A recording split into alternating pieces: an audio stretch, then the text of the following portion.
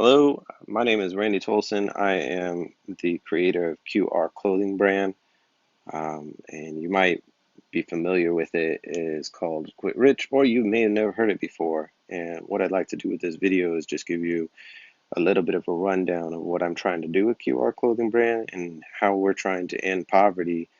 Um, and one of the main ways that we're trying to end poverty is by trying to create some alternative solutions to problems that we have with our system. I mean, it's not rocket science that our system has some broken pieces to it that just don't work. At least when we're looking through the lens of things like equality, it doesn't work for everyone, and that's not a secret. And we want to highlight that a little bit and recognize the problems that we need to fix, as well as instead of just recognizing them, pointing them out, maybe offer some solutions at how we could go about solving for these problems.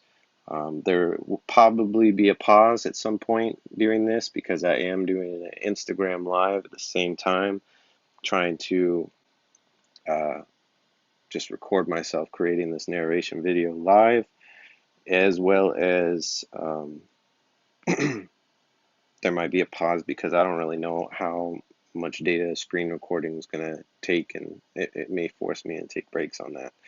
So, without further ado, hold up 1 second. I'm going to go get some water. I'm probably going to need that because I'm going to be talking a lot. Un momento, por favor.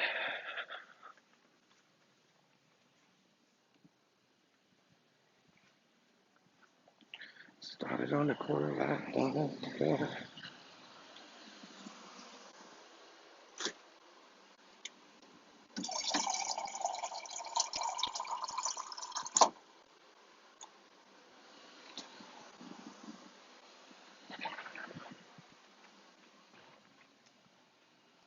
Okay, got my water. I think everything's set. Everything's all plugged in, charged, ready to go. I'm gonna turn on this Bluetooth speaker because can't use it while we are doing our thing. All right, let me just double check once I shut out that Bluetooth if audio is still working, because again, it was connected to my phone.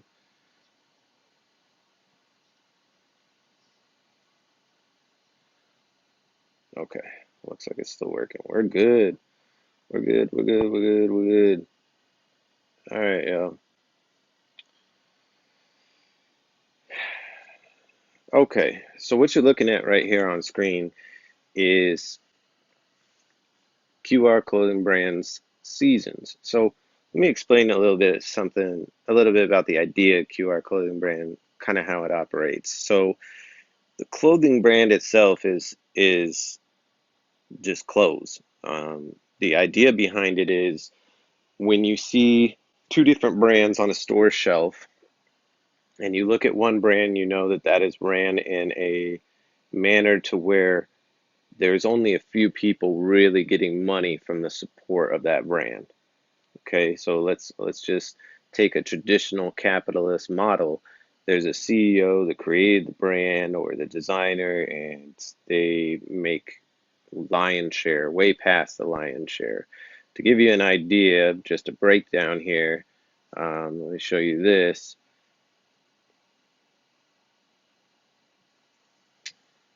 So this is a infographic, not really an infographic. This is just a breakdown of ratio of CEO pay versus average worker in different countries. Now, I don't have a source for this. I didn't attach a source to it, and people that want to fact check it can definitely fact check it. This is just something I found on the internet. It says that in Poland, a CEO pay versus average worker pay is 28 to 1, and it goes down to list Portugal, Japan, France, Germany, Canada, with the United States being the biggest gap between the two incomes. They say that a CEO in the United States is 354 times to 1.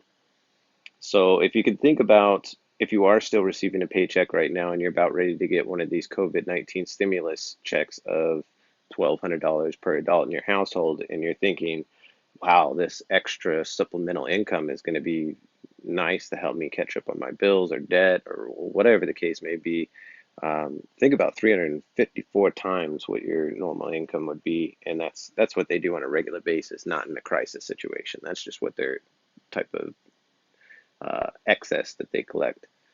And I'm not. I want people to understand that I'm not necessarily hating on people that have been able to be the recipient of these things. I just think that that's a flawed system, and in order for somebody to benefit and prosper to such great lengths, somebody else on the other end has to suffer. And I'm looking at this one right here next to the 354, and it's just it becomes very clear why we have a lot of issues in our society because of there not being a whole lot of balance. But anyways, back to my initial point is when there's a item from one brand that's on the shelves that's kind of that model we just talked about with the very, very wide gap of what's what. And then there's um, another brand out there, and this other brand actually is trying to support change to that particular system. Meaning, when you buy this brand, it's not just a society stamp symbol. It's not just you saying, "Oh, well, I have XYZ brand, so it means I have this amount of money, and I can show people that I'm not a bum," or whatever the case may be, whatever the psychology may be for that. Rather than that, you're wearing a brand that says, hey, I support change, I support equality, I support doing things that benefit me and my loved ones, the people around me, and us as a whole. So rather than say how much finances you have, it could say how much you care about financial literacy. So a little bit of a different concept. So that you need to understand. So the clothing brand is that, and that's kind of the mission statement is to end poverty and to be that kind of drafts comparison to whatever your typical brand might be. And in order to achieve the things that I said, as far as financial literacy and offering the ability to end poverty, we do that through creating interactive content that we distribute for free. So the first season that you see over here, season one, I don't know if I need to actually highlight things or circle things, but I'm going to do that anyways. Season one, this is Quit Rich. And initially, the idea before even starting a clothing brand, well, that's not entirely true, but before the clothing brand became to fruition, Quit Rich was the initial inception of the idea. Let me explain to you what Quit Rich is, and you're probably first curious about this logo of halo and some horns and what looks like a question mark and smoke over a gold coin. There is a little bit of like things that I want people to think about when they see that, and I definitely don't want them to jump to conclusions. Definitely, people have certain levels of phobias whenever they think good and evil. They go into whatever they've been programmed to think, but um, really, when I made that logo, when I created the concept for that logo, it was looking at addictions and whether or not addictions are heaven or hell for us. And it's interesting because the things that we buy when we're addicted to something, we're doing it for a sense of satisfaction, relief. For me personally, I was a smoker. I smoked cigarettes for 20 plus years of my life, and I felt like when I smoked, I was in my Zen state. I was in my bliss. Oh, disclaimer: I have a cat that whenever I start talking, she likes to try to chip in the conversation. You're gonna hear her, and I apologize for that. But if I close the door, she's just gonna meow 10 times worse, and hopefully she doesn't knock over the camera. Her name is Khaleesi because I like Game of Thrones. Anyways, back to Quit Rich. So I I was a financial advisor, and it's pretty much the whole pursuit of happiness kind of story, mirrored my own in a lot of ways. Somebody that struggled as a single parent, take care of two kids, and having no completed college degree, really struggled to find work. And in the area of the world that I live in, call centers are predominantly the entry level work that's available. Khaleesi, out, out. Let me see if I can just shoo her away for a little bit. There she goes. We'll hang out later, man. Anyways, um, so and yeah, so you guys, another sidebar, and I'll do this pretty often. I'm sorry if it's frustrating. It's just kind of the way my brain works. Um, this is all winged. I was planning on rolling this out in a more professional way, in a more scripted way, but what I'm learning through this whole process of the COVID outbreak and having quarantine is that time isn't promised, and some of this information just needs to get out into the world. And um, it's partially my life's work, and I want at least to get people to think and to challenge them rather than have people leave this earth having people accepting things just the way they are.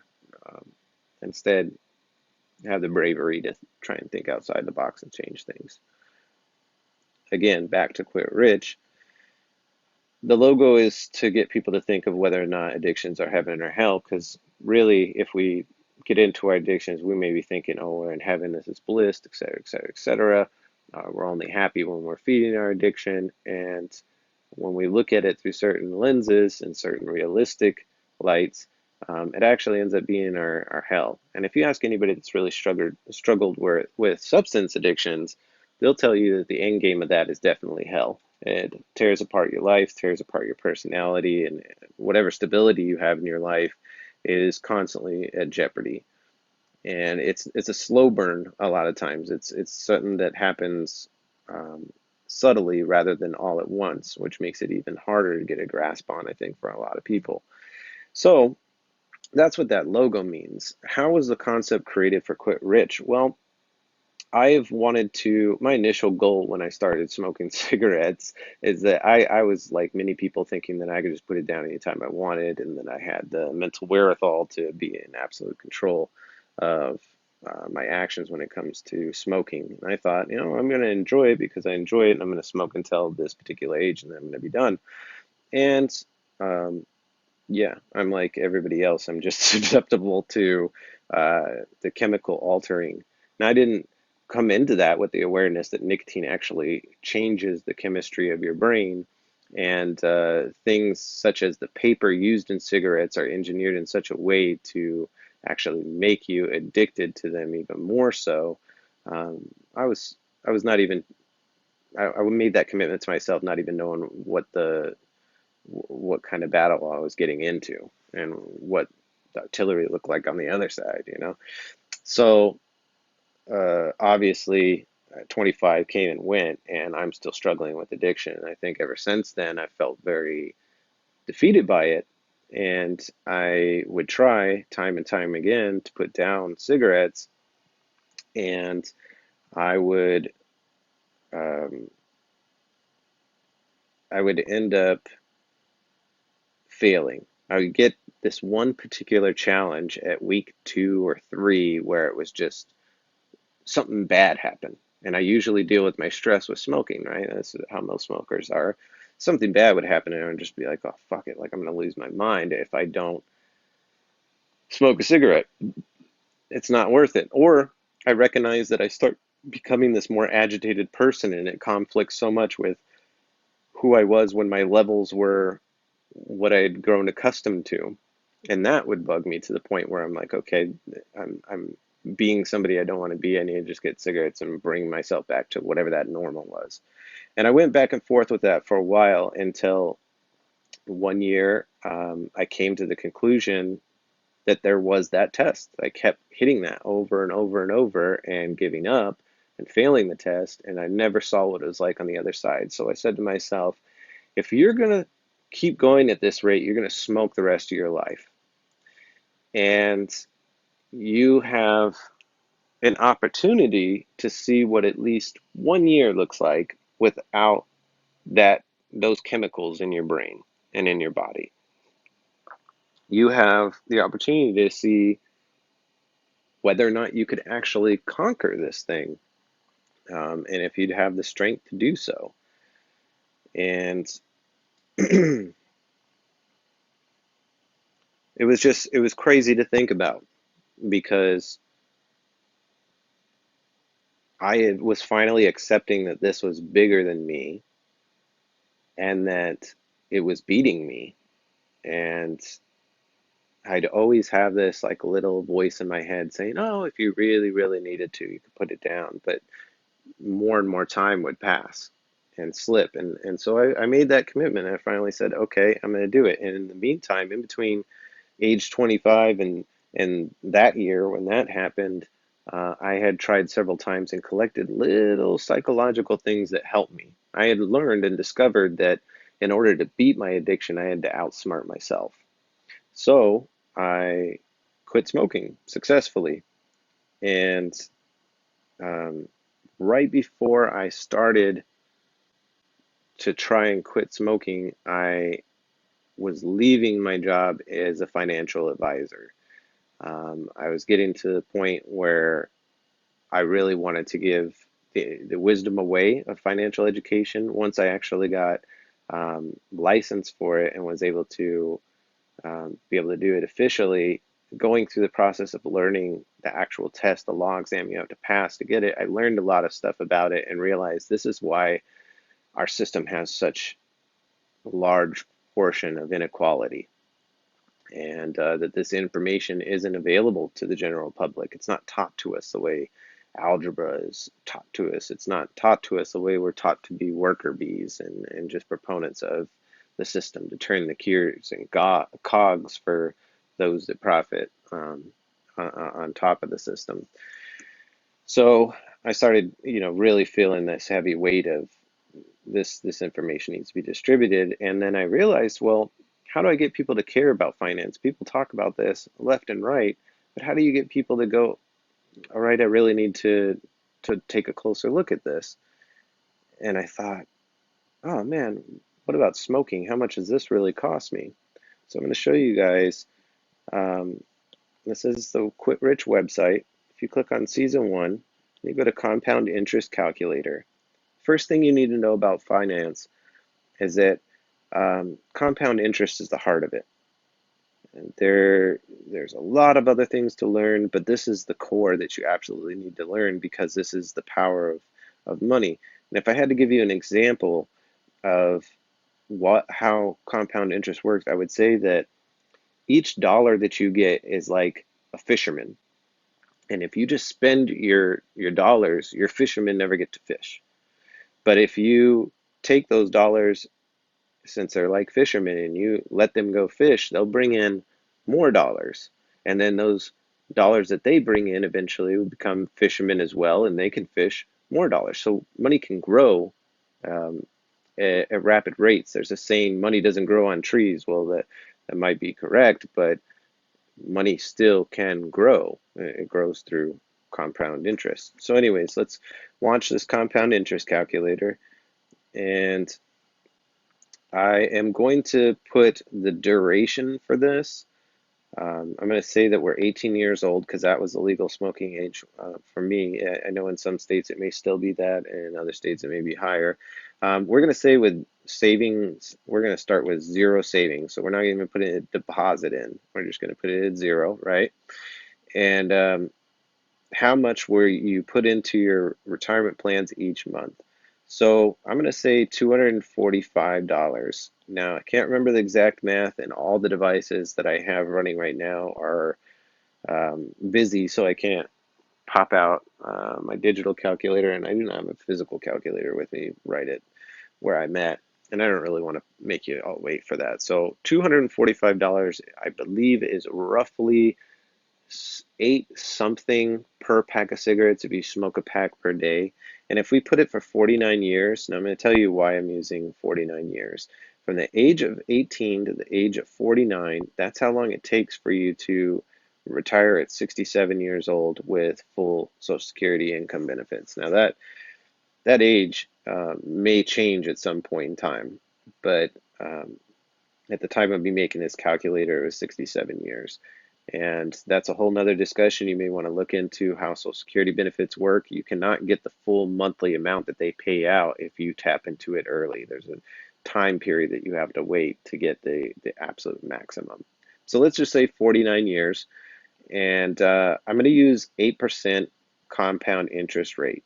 Now, compound interest rate, you can also look that up and learn about that later. This video is not necessarily to explain that, but um, to give you just a really, really quick rundown, when I was saying that your dollars can become fishermen and they can fish up other dollars, the each dollar would fish up 8% of a dollar, which eventually, enough catching of that fish would equate to 100%. And then you got a whole nother dollar you can use as a fisherman to fish up more fish, okay?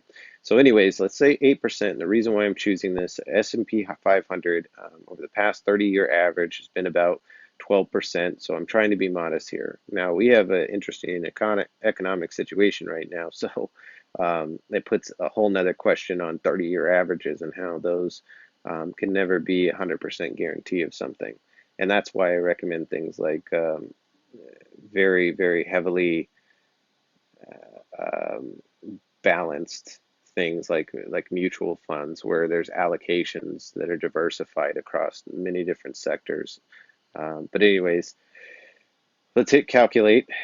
And while a smoker will spend out of pocket $144,060 on that particular smoking habit for 49 years, which, arguably that's a lot of money. That's not quite as jaw-dropping as when you look at it through the lens of compound interest. If you were financially, or if you're educated in finance, you would be able to see with through the lens of compound interest. It's 1.5 million, almost 1.6 million dollars over the same time period. And if you look at this and realize how much the average person doesn't understand that this is even a thing, it just shows how much we don't know the value of our own money.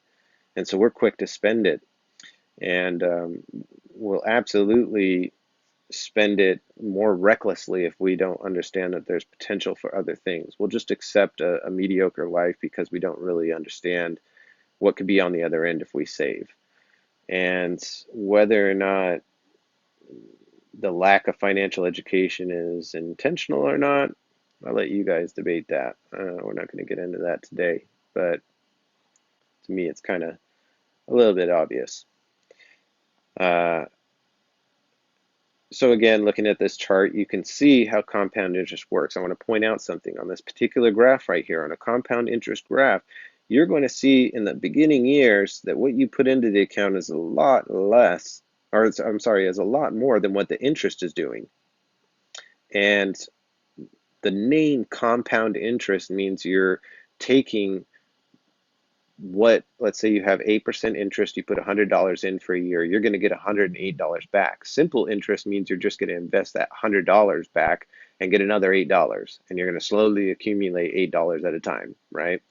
Compound interest means you're going to take all 108 and put it back and get 8% off of that.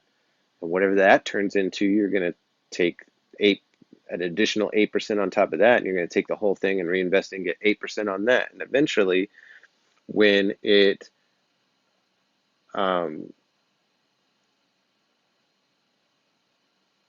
sorry, I'm getting connection issues with Instagram. I think we're back on. Um, Sorry, everybody.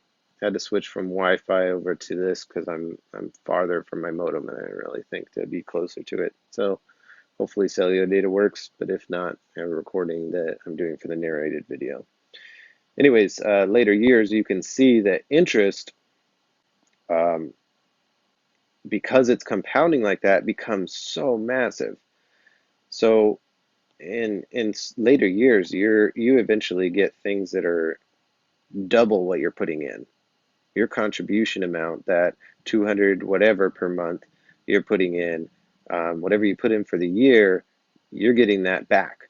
It's being matched, and then eventually it's being doubled, and then it's being tripled, and then in the very last years it's being incredibly um, multiplied by several times, sometimes way over 10 times, depending on the investment period that you're working with. One last thing I want to point out when we're looking at this chart, and it's very important for people to realize, is that every year you wait to participate in compound interest, it's actually taken away from where you're going to stop. collecting compound interest. So your most beneficial years that are going to pay out the most and earn you the most money through interest are always on the rear end. But the longer you take to invest, this gets shorter and shorter and shorter. So this is 49 years that you've invested, 48 years, 47, or so on and so forth.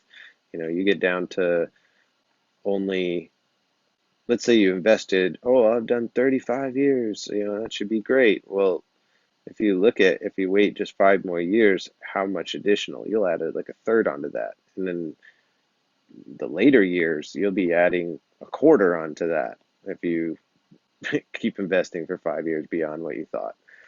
So interesting stuff. But compound interest is definitely something that people need to look at and pay attention to. So with Quit Rich, the season 1 content, I thought that it would be great to show people a compound interest calculator like this, and show them why it's an important imperative to them as an individual to review compound interest and from that get excited about learning about finance and understand that it's a necessity. It's not even an option. It's something that you have to know. It's a survivability thing. You're very susceptible to poverty if you don't know this. And you're susceptible to be taken advantage of and just turned into a kind of a mindless consumer if you don't understand it. You can take a lesson from wealthy people. Oftentimes they maintain their wealth because they don't spend it. And so when you see, oh, well, I need to have a fancy house, I need to have a fancy car, and I need to have fancy things so I can prove to other people that I'm fancy, all these people are really doing are proving that they're losing their ability to accumulate wealth at the expense of societal's perception of what wealth is. And if society understood all this about finance, they would not perceive spending money on exuberant things as wealth. It would not be perceived as that is at all. It would be more like a burning hole in your pocket. It'd be a drain on finances, and it's kind of crippling. So I started also thinking about how people learn. They're visual learners, and I'm going to reference something, but I'm also going to go back to it a couple times. So these are the 7 learning styles. And I'm going to reference this because we're going to get into education a little bit later on, which is probably the most crucial and important part of this discussion. But there are 7 different learning styles, and our educational system usually doesn't cater to all of these, and that's why some kids end up feeling left behind.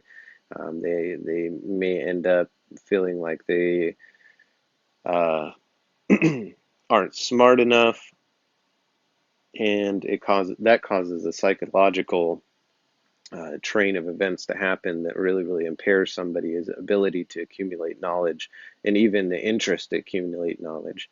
But the cool thing is that even what society may assume to be unintelligent mind is if they can comprehend language and learn language, that itself is genius. Just to be able to speak and correlate thoughts with words and translate that. Words are kind of metaphors for whatever energy is going on inside of our mind. That in itself is genius. So if somebody can learn to do that, their capabilities are far beyond what they probably feel for themselves. But the 7 learning styles, we got visual learners, and these are learners that prefer using pictures, images, and spatial understanding. There's auditorial, musical learners. They prefer using sound and music. And there are verbal learners. These are linguistic. They prefer using words, both in speech and writing. There's physical, kinesthetic learners. They prefer using their body, hands, and sense of touch. So hands-on learners. Logical and mathematical learners. You prefer using logic, reasoning, and systems. Social, interpersonal learners. They prefer to learn in groups or with other people. So social learners are going to be like if you're in a classroom and somebody's afraid to raise their hand, but you got that one kid that is just super curious, that keeps raising their hand and asking questions that everybody else is afraid to ask, and the teacher ends up breaking it down that much further and ends up further simplifying a lesson so there's better comprehension amongst all the students. More students take away that information and actually feel like they learned something when that happens. So social learning is very important. And you can also just learn this. This also can be applied to learning through other people's actions. You can see things that people do and go, oh, I like how they benefited from that. That makes sense. I'm going to learn from what they did. And it can also be on the flip side, the yin to the yang. You can learn from people's mistakes. You can see what they do and go, oh, um, I want to do what they did because I saw the consequences that come from it. And sometimes that can be misleading as well, because equivocation, just because one person does something and they get certain results, does not mean a person over here is going to do the same thing and get the same results. So, you know, that part of that concept, take it with a grain of salt, and just it's an interesting tidbit. And then there's solitary intrapersonal learning styles. These are people that prefer to work alone and use self-study. They create their own systems. They're highly focused and they do better without distraction. They have a very honed in style that they became comfortable with how they absorb information, and they don't like being slowed down by other people. Sometimes they don't necessarily need things to be broken down in an intricate way. And that, I think, is just so solitary learners out there understand, something they can recognize by their learning style. It's kind of a double-edged sword because a lot of solitary learning is just you're really good at memorization. And if you're by yourself, you're undistracted, you can memorize things quick. Maybe you have a photographic memory and you only need to hear it once. It doesn't really need to be broken down a lot. As long as you can regurgitate the information, that's enough for you. Um, but you may miss the actual comprehension side of things. It's one thing to be able to regurgitate information, but to be able to really comprehend it means you can use that information as a puzzle piece when you're problem solving in life.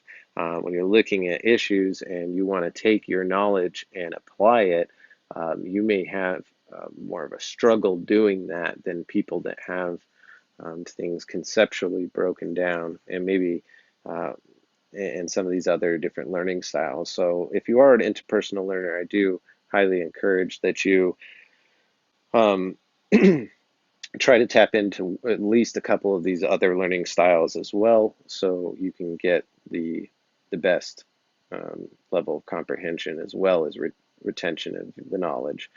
So going back to that, I realized that a habit calculator, just giving somebody a calculator, they might not be able to put together why that's important for them. So I said, okay, well, I'm going to use the lens of the smoking habit, and rather than just pick on smoking, I'm just going to go across the board at addictions, since addictions is a major battle that we have. And I think that learning the financial implications of addictions at a young age will help prevent people from even picking up the addiction. And it might be a potent enough argument that people that are currently facing addictions might just have one more thing in their tool belt to combat um, their addictions. It takes a lot. Um, so uh, I created a storytelling experience, and I thought, okay, to get people invested in thinking about compound interest and really understanding how it applies to them, let me tell them a story. And this habit calculator created an interactive experience that you're basically presented with a sleeping piggy bank. And you wake that piggy bank up. It's excited to be alive, but it's also frightened because there's a bunch of hammers trying to smash all the world's piggy banks. And those are basically industries that prey on people's addictions. Um, Now, I want to make this full-blown disclaimer. I do occasionally drink coffee. I like eating fast food from time to time. I can socially drink alcohol. I have smoked for part of my life, and I understand why people enjoy smoking. And I play video games. I play scratchers and enjoy things like poker. and betting on what's going to win this, that, and the other. And I do believe in healthcare, and I believe that even here's the taboo thing. I do believe that some drugs can have beneficial side effects to them, but they also, any addiction, any habit can obviously completely crush and destroy a person. So there's two sides of that, and I just want to let everybody know, full disclaimer, I'm not trying to judge anybody. I'm just trying to simply give you information that if you ever felt like your addiction became bigger than you and you wanted to um, fight against it a little bit, get it under control, or whatever it needed to be. This could be just one more thing to help you fight that. And I think that's fair. I don't think people that are facing their addictions should um, have to face it without good resources and options.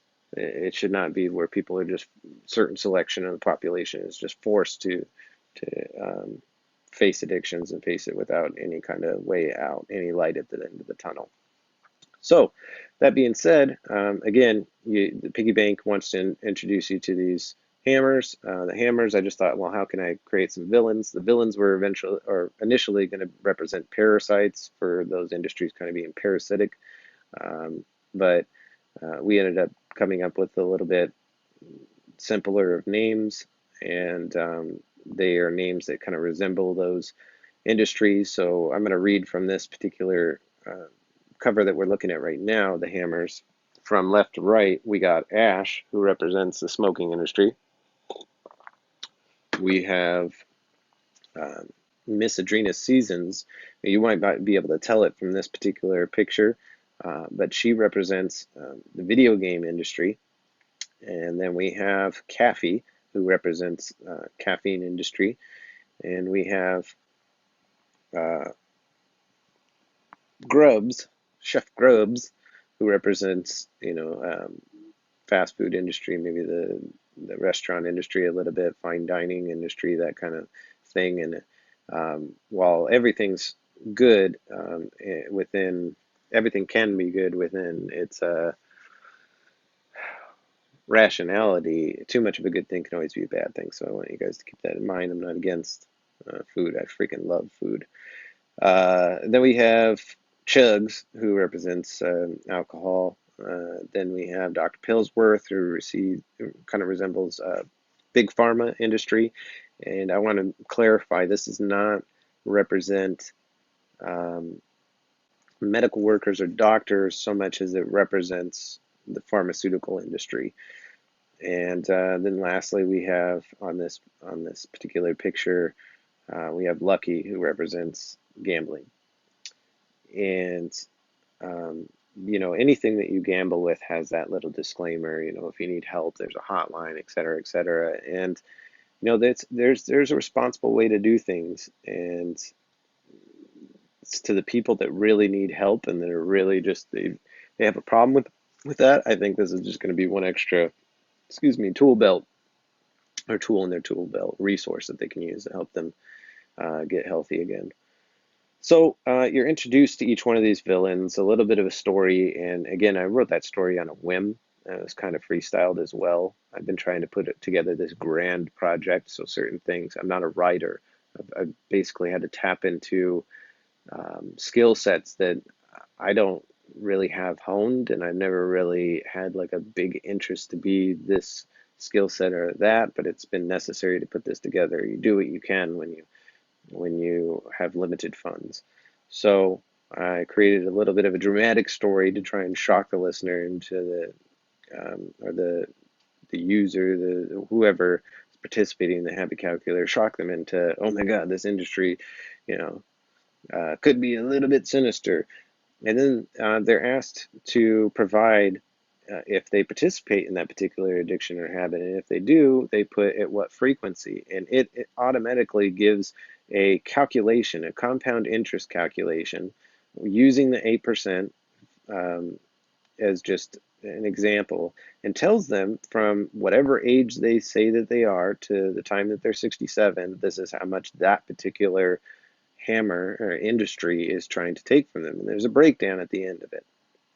And uh, these two things, as well as this podcast, represent the season one content for QR Clothing Brand. Now, the podcast is if you did go through the compound interest calculation and you go, oh man, like I want to quit smoking and you need help um, with that, I documented myself quitting and I gave all the tools I used to finally be able to do it successfully. So mental preparation, but physical preparation, letting people know around you that you're getting ready to quit this particular addiction, how they can help you in that process. And it's had over 100,000 listens thus far. It's about a year old.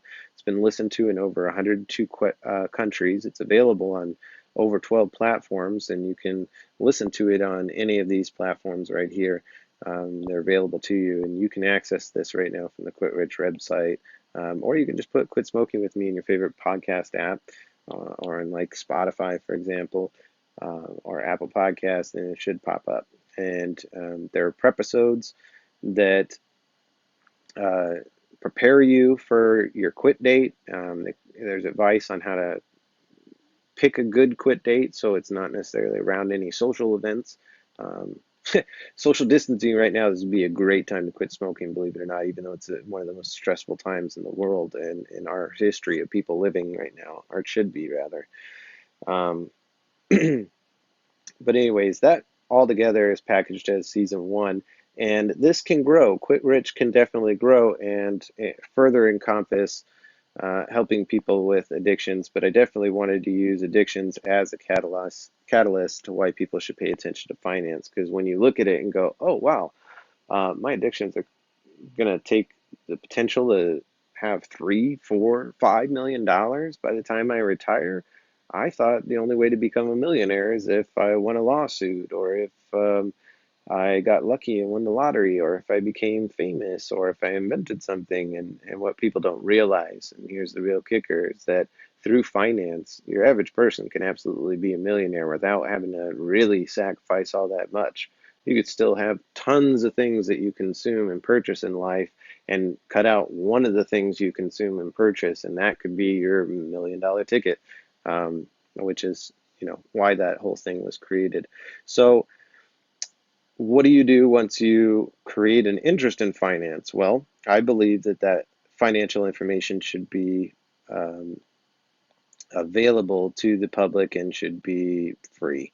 I think it's a human right, um, and I wanted my best to create a introduction to finance called Dollar School that was kind of through my lens of why I find finance to be important, and give some people some initial thoughts onto why they should take it seriously, and then if they wanted to take a more formal class in regards to finance, they could do so. And in order to do this, I left the finance industry. So rather than stay in it and make a bunch of money and then use that money to fund this whole thing, I felt like I was um, I just felt bad about that. And it's just not, I felt like my hands were going to get tied, and somewhere I was going to run into some kind of legal red tape, because part of becoming a financial advisor, you're not allowed to provide services technically to people unless there's actual exchanges of money happening in a lot of circumstances. There's just interesting things there. And then rather than deal with that whole mess, I'd rather just be the person that's not greedy and take the sacrifice of going through all the work and not really profiting from it, and instead take that information and just give it to the public so they can benefit from it and learn from it, and everybody could know what we all know. Um, and so Dollar School is something that I'm working on creating, which is just going to be an online course that uses the same kind of storytelling elements that you saw in the Quit Rich Habit Calculator, where there's, a hero, there's villains. Oh, by the way, in the habit calculator, I was struggling with trying to figure out who the hero is, so I broke the fourth wall and make the person experiencing the habit calculator the hero, and made the piggy bank their um, imaginary friend, or just like a metaphor representation of their personal finances. Give it a persona so they can go through life knowing that they have this thing that they need to take care of and care about, and keep safe and keep alive. So anyways, yeah, I want to use that same kind of storytelling engagement in Dollar School to help break complex information, because you think of finance, taking a finance class, your eyes are going to glaze over and going to be like, oh, there's going to be numbers and grids and graphs, and oh, this is going to be not fun to learn. Well, it could be fun to learn. I'll give you an example of it. The Walt Disney Company, Walt Disney, when he was still alive, he was creating educational content with I don't know if it's necessarily the Scrooge McDuck character. It might have been a different character, but it was one of the older ducks. And he would be a teacher, and there were certain concepts that they were teaching through those cartoons. Um, and you were learning something, and you didn't really realize you were learning something because you were being entertained at the same time. And I think um, that is a very ancient technique that goes all the way back to tribal um, societies, to where we would pass information generation to generation by storytelling. And it's a great way to teach. And TV and media gives us a visual representation, and maybe in ancient times, we were writing on cave walls, telling stories, and using that visualization for the people who had visual brains back then. And that way, everybody got to learn. Anyways, so that's what Dollar School is going to be about. And then season three, actual school. Um, so here's another thing. I want to pause for a second before we get into actual school. I want to go back to QR clothing brand for a second. One thing that is going to make us different is that rather than be a clothing brand where just the person that created it profits and succeeds, I actually want to work with other creatives, and I want to do collaborations on the clothes. Let me give an example. So if we use storytelling elements in Dollar School, and we have assets that we use, like say we're going to break down compound interest, and we have dollars that are turning into fishermen, and they're fishing for other dollars, and there's a little cartoon put together from an artist. If we repurpose that asset and put it on a shirt, for example, we will profit share with that artist. So the artist is not just getting commission to pay for artwork that our company gets to profit from unlimited, and they're just getting paid that initial compensation. We actually want to help them put skin in the game. We want them to be able to um, uh, we want them to be able to have their art really build something for them, and give them residual income because they helped create it and put it into the world. So we want to work with artists, we want to work with storytellers, writers, animators, and even musicians, because I believe that Schoolhouse Rock um, at the time really did teach people things. Now it's kind of lost on current generations. We probably don't remember how some of those songs go or what they were trying to teach us. But if that idea was really nourished and fleshed out, we could damn near put every single educational concept or ounce drop of human knowledge into song form, making it easy to learn and memorize and retain for those that are auditory learners. So we definitely want to work with artists of all kinds and creators of all kinds to collaborate and work together. So if we can take that same kind of method that we want to do with Dollar School and apply it to actual school, well, we could do something really, really cool. And I'll take it a couple steps further. Now that there is the ability to do things that are on demand, we could actually go and get the world's best educators. And when I mean best educators, I mean several things. They're the masters of the particular topics that they're teaching on. They understand it thoroughly, and not just in a regurgitated way, but in a way where they can actually use the puzzle piece to apply it to other um, problems, and actually use it as fundamental knowledge, not just reciting what they've memorized. And not only that, but maybe learner educators that have been able to build on whatever fields they're teaching in. We could have access to those people and offer them $1 million and then put a couple $1 million into a set production that is kind of like a Sesame Street set production, or some kind of PBS set where it's actually a teaching environment. There's elements being used to it. Again, animations. We can tap into our creators to um, help that instructor really, really get the best information across. We can tap into those people, but not only the instructors that are really thorough in what they know, but also the ones that have the highest success rate in reaching as many people in the class as possible. And that could be an on-demand class that people can learn from. And then for the people that actually need the live experience, we can have current instructors have them be able to broadcast actual live classes and go through a curriculum in real time with a class. And now we have VR technology, so it could actually um, simulate being in an actual classroom, and we can give those teachers a part of that uh, of profit from that. Now, you may be thinking, wait a second, somewhere along the lines you said free school and free education, and I'll get to that in just a second, and I'll explain to you how things could be free for the public, but there's still an exchange of money going on. Um, Let me get a drink of water, excuse me.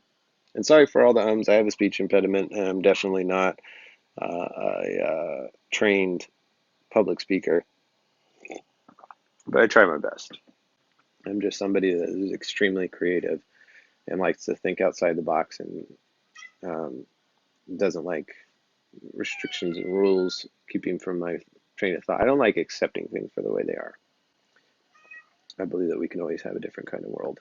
So, actual school, we have the ability to really provide the best education that is accessible to human beings and make it to where it is available to anybody as long as they could log into either an app or a website that we create. In this case, we'd like it to be one or the other, but it's going to take crowd support. It's going to take a community to support this to becoming a reality. This is not something that is going to be able to happen without support. It's not something that I believe that we'll be able to build without a community deciding this is what we need and we want to put our resources towards it. But it is absolutely doable. And I would think a couple $1 billion you could actually get every course that is currently used in school, period, um, as a done deal. Now, where does the money come from? How do you make it free, et cetera, et cetera? Well, let's look at one of the most successful companies in the world right now. Let's look at Facebook. Facebook is something that costs nothing to the people that use it other than their attention and their marketing profile.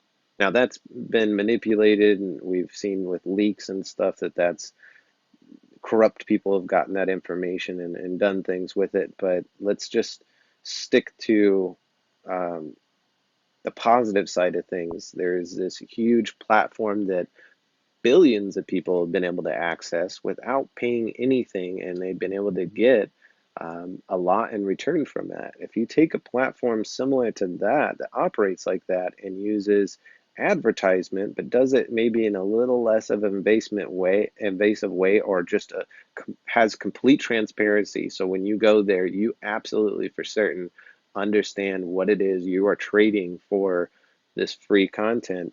I think it could be done in a bargain that people can agree upon, and have it be advertising that people um, feel is classy as well and is tasteful.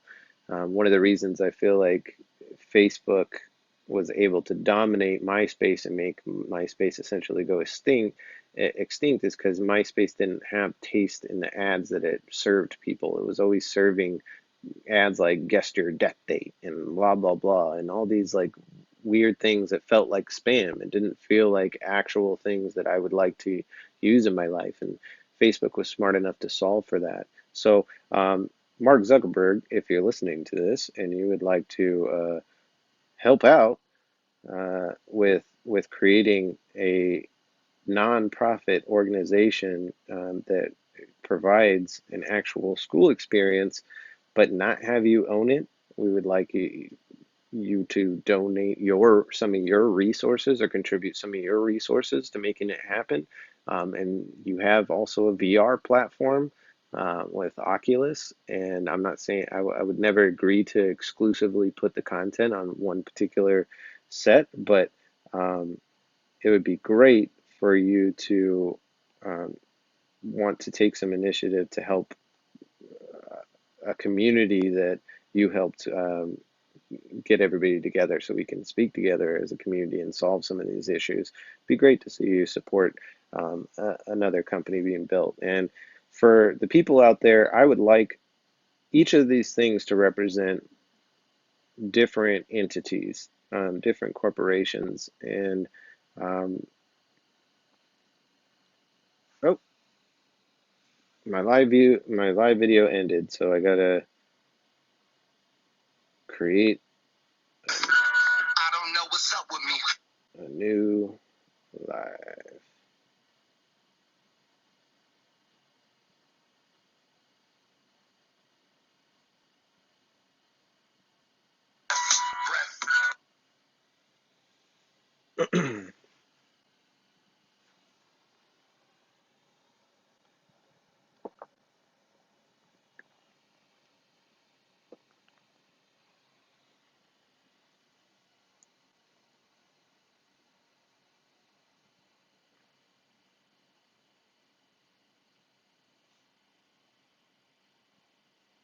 Okay, let's say another live.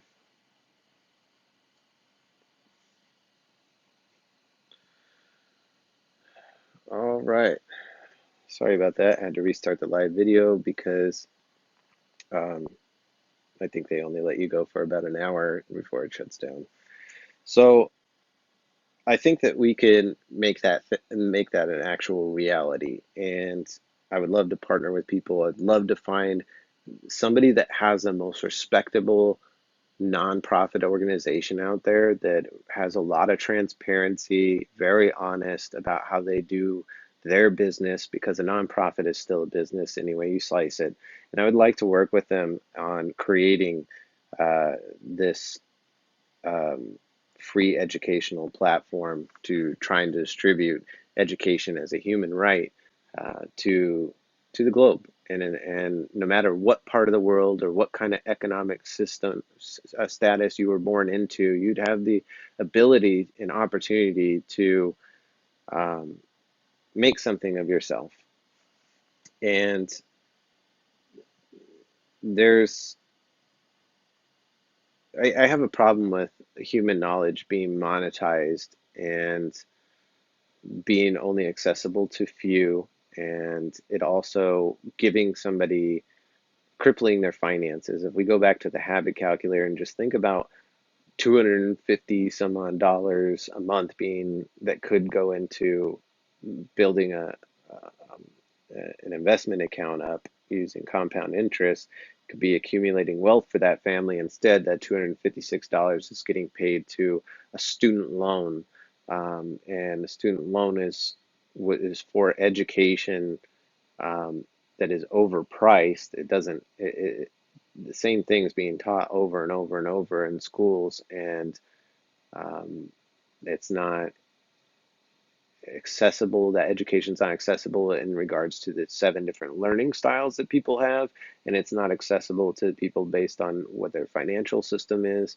And that information could just be put on demand with current technology, so we can solve for that kind of thing. Um, I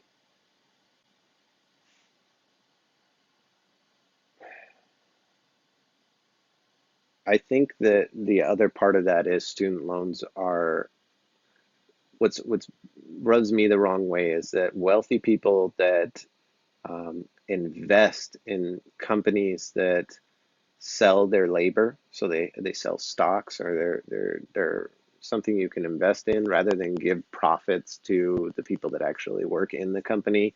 Um, they sell their stocks to wealthy people that never have to work as long as they can profit off of other people's labor. I don't like that student loans, this education, this ticket, this pay to play. You have to pay money to the system to be able to get a decent job or feel like you can get somewhere in society. Um, I don't like that the people that are profiting off that are people that don't have to work. It rubs me the wrong way that I have to get into debt to wealthy people that'll never have to have this kind of life experience or this struggle or this uphill battle, both financially, mentally, and academically. Uh, I just don't think that's right. So I think this would solve also for student debt and the problems that we have with it. And yes, sidebar, I do believe that we should be forgiving student debt altogether. And let's see. Um, the fourth thing you're seeing here is community-owned business plan. This is tentatively titled. Um, community-owned business plan. I've thought for a long time. My initial concept in ending poverty, and a little bit about myself. I'll give you a little bit of a sidebar, and I'll say.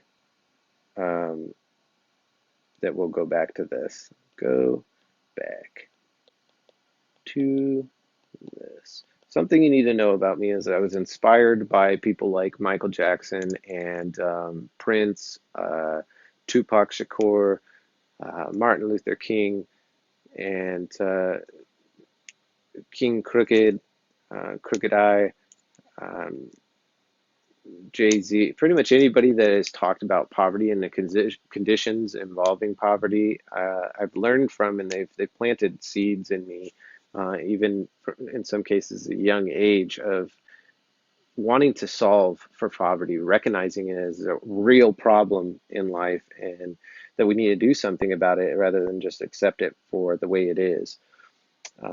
Tupac had a song called Changes where he covered another song, and one of the lyrics in the song, or the chorus of the song, is "That's just the way it is. Things will never be the same." The original song had a little portion to it as well that said, "And don't you believe it?" And while I love Tupac's version, I really wish that that little portion was put in it, but I think he did that to try and encourage people to fight against it. Um, and if he didn't like some of the facts and information, truths he was sharing in that song, that you do something about it, change, make a change in the world. And so I've been inspired by that. And by the time I reached, I can't put the exact age on it. I want to say in my late teens. I thought to myself, well, all it takes is one non-greedy person to make a company, and instead of being the person that goes, oh, I made a company on this great idea, I'm going to get rich, instead said, well, I'm not going to take more than these. I'm not going to take an unfair amount. I'm not going to do 300 some odd to one ratio with my bottom tier employee. I'm going to try and make it to where every employee has a part of ownership in the profits from that company. Maybe not ownership in the company as like an entity, but ownership as far as their share of profits while they're working for that company. That is fair compensation. So when an employee goes to work, they know that the work they do for that day actually is going to be reflected in their paycheck. So all these companies that are successful right now have workers that do things, operate in ways that make the company as successful as it is. So let's say a company's customer service. That customer service that that worker is providing is what gives that company a good face and a good feel to consumers, and they want to keep coming back for more because they think they're being treated with respect or um, however consumers wanting to be treated. But the thing is, that customer care worker that's making that happen, that magic happen there, and that positive relationship happen there, they're not benefiting from this company um, becoming more and more liked and more popular and more supported. They don't really benefit from that. They may get a raise of 25 cents here or there, or maybe get a bonus if they pass some surveys, but the millions upon millions of dollars that end up being collected, and in a lot of cases, it's billions upon billions of dollars that end up being collected, their paychecks are not resembling that. And instead, these other wealthy individuals are able to profit. Um, they're able to profit from that labor, and they actually get the profits that come up, and so do the CEOs and the higher up executives and the board and this, that, and the other. And I just think if we had one non-greedy person create a corporation that did all these things and instead put the profits in the hands of the employees, those people would be more happy to go to work. They would feel like their job meant more. There'd be less depression and feel like they're stuck in a cycle that just doesn't get them anywhere and they just have to do it over and over. They care more about their job and learning how to do their job better. And if we provide an opportunity, I'm going to go back to how this all ties into that initial thought. So I thought that when I was a kid, but I also thought, if I was going to make if I was going to make a clothing brand, or if I was going to make a company like that, I'd make it like a clothing brand. And at the time, I was definitely inspired by a clothing brand called FUBU, For Us By Us. The concept of that, us to me is the general population, and we're the citizens, and we're the ones that make everything run, and we're the ones that have the power to the people. And so that's kind of what I want to do, is distribute power to people. I want to really like take that concept and of something being for all of us and for all of us, and take it to its limits, and show that there are no limits to that. Because I do believe that operating on a tribal level, where a community takes care of the community, is is the healthiest way to go, rather than a hierarchy system where there's classes and tiers and separation between human beings. It's weird, and it's unnatural, and it leads to suffering, and it leads to a sick tribe of people. Um, so I thought about, in order to make this clothing brand happen, I have to make $1 million. And that's when, I was a teenager in the turn of the century. So the internet was still trying to figure out what it was going to be. And it was very much divided. There wasn't social media to try and consolidate at least people together. And right now, the information as it stands on the internet is not consolidated, meaning we have a whole bunch of human information kind of regurgitated and scattered across the interwebs, but nobody's really like tried to categorize and file that information to where it can be resourced and tapped into, um, and learned from in a very uh, sensical way. So the closest we've gotten to that are search engines, where you could put in a query and ask a question, and it will try its best to answer that question or give you results for that. But the information is scattered. The resources are going to be, or where you're getting it from is going to be scattered, and the quality of that's going to be scattered. And I think it'd be uh, a good evolution of the internet to try and consolidate um, the human information that we have out there.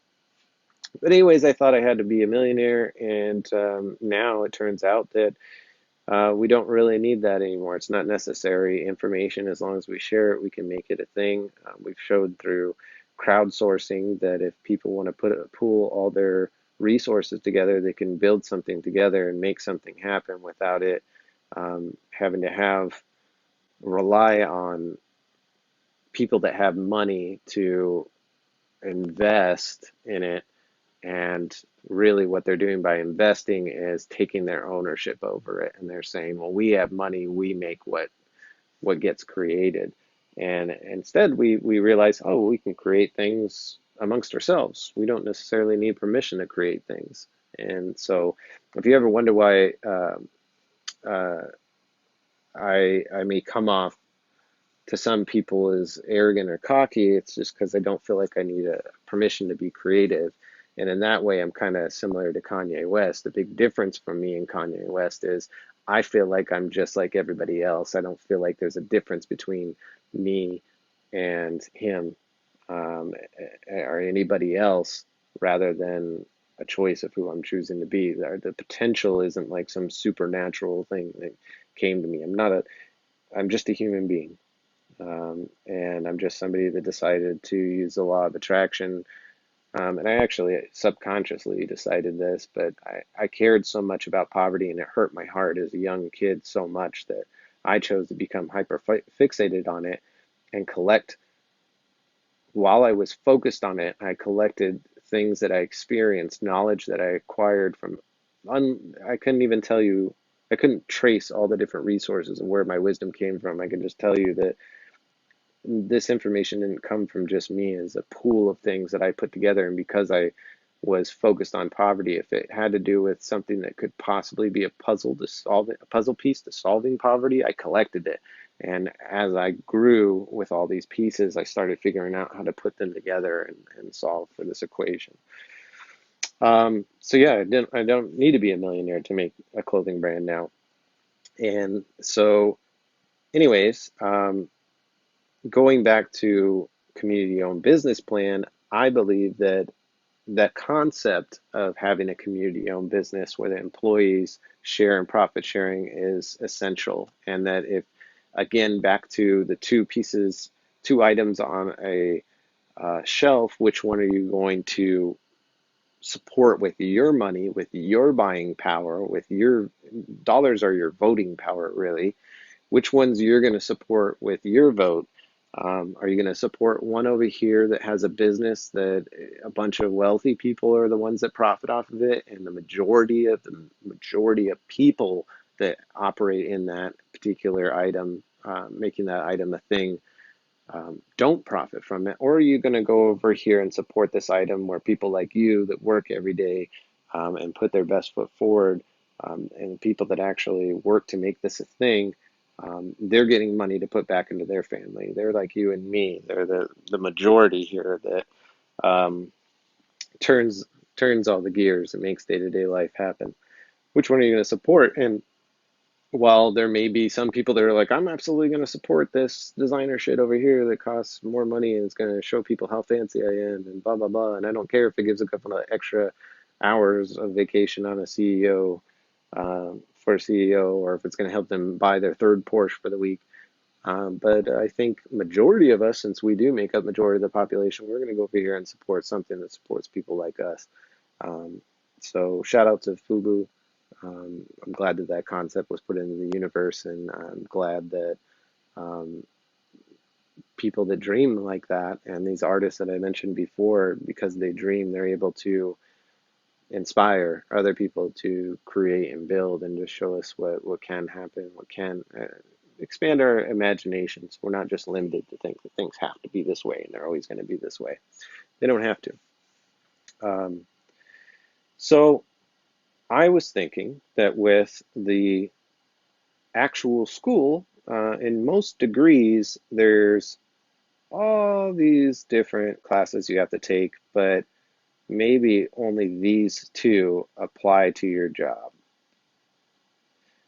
These over here, let me switch to red since I'm Xing something out. These over here, while they may help you be more intelligent or expand your wisdom of the world and your give you just a general um, broaden horizons of what you know, they're not necessarily going to be used the same way. And so you're paying all this excess money right here to get a degree because they tie in these little courses. And that's padding the expense of your education. It's really just adding a bunch of filler costs to make your overall cost way more expensive. And again, they're collecting interest off of your loans. So every year you're paying a certain percent of interest. And if we go back to this compound interest calculator, we see that that interest is actually a really big chunk of change, and it equates to mega bucks um, for these wealthy people. So rather than do that, we can take um, the actual school, this educational platform, and also create a blueprint for community-owned businesses for people that want to start these businesses to compete with these other capitalistic-based businesses. We can have these community-owned businesses agree that we're only going to require education for the job that is pertinent to the job. And you can take these courses and go to a testing center. You pay to have a test taken to show your competency, and that's a certificate that you need rather than this diploma that has a lot of bloated education in it, and maybe not as necessary at doing this, and it may not even help you do that job well. It's not, education's not fine-tuned or tailored to a job. It's very broad, even if you go um, into specifics and majors and minors, it's still broad. Every field that uses that particular education, depending on the different layers of that field, the intricacies of it, there could be things that are lacking and that you have to get on the job training for. So this could solve for that. Um, so let me check. I'm getting my AirPods are telling me that they're dying right now. I might have to switch over to just going in regular audio. I'm going to pause this recording, and I'm also going to pause the live, and I'm going to come back for um, the next parts.